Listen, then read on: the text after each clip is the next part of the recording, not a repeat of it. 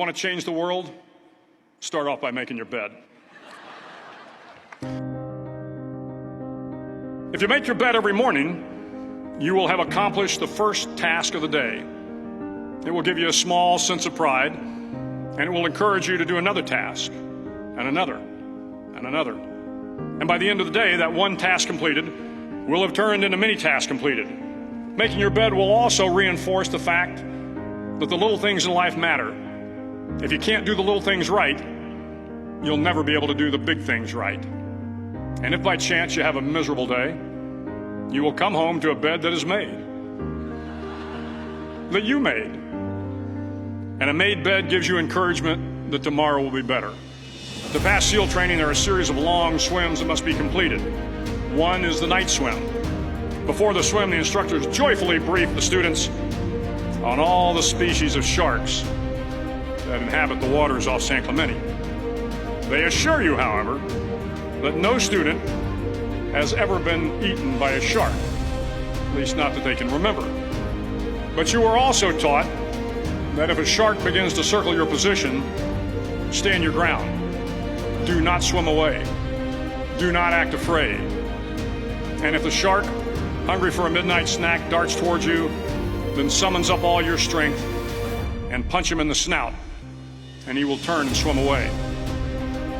There are a lot of sharks in the world. If you hope to complete the swim, you will have to deal with them. So if you want to change the world, don't back down from the sharks. Over a few weeks of difficult training, my SEAL class, which started with 150 men, was down to just 42. There were now 6 boat crews of 7 men each. I was in the boat with the tall guys, but the best boat crew we had was made up of the little guys, the Munchkin crew, we called them. No one was over 5'5".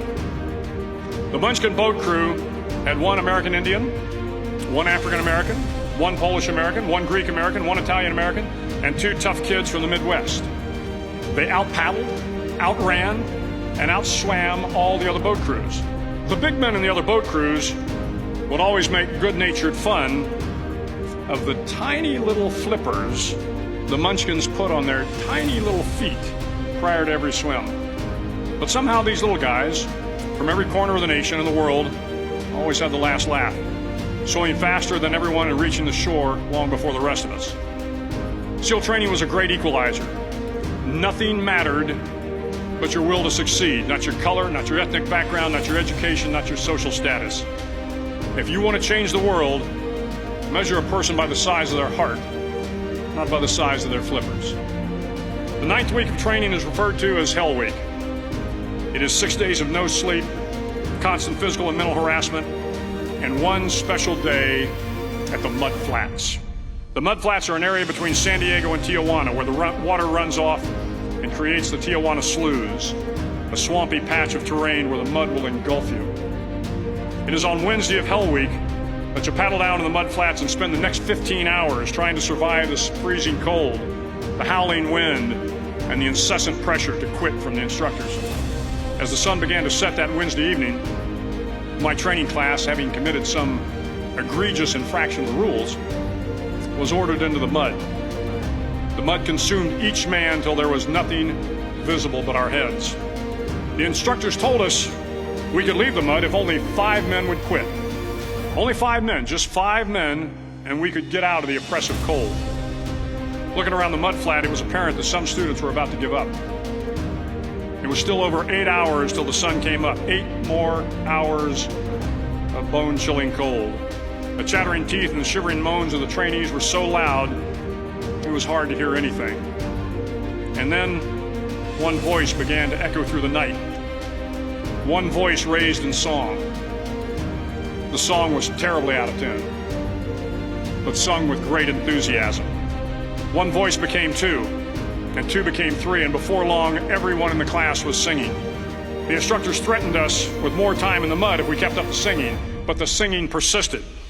And somehow the mud seemed a little warmer, and the wind a little tamer, and the dawn not so far away. If I have learned anything in my time traveling the world, it is the power of hope. The power of one person, a Washington, a Lincoln, King, Mandela, and and even a young girl from Pakistan, Malala. One person can change the world by giving people hope. So if you want to change the world, start each day with a task completed. Find someone to help you through life. Respect everyone. Know that life is not fair and that you will fail often. But if you take some risks, step up when the times are the toughest, face down the bullies, lift up the downtrodden, and never, ever give up. If you do these things, the next generation and the generations that follow will live in a world far better than the one we have today.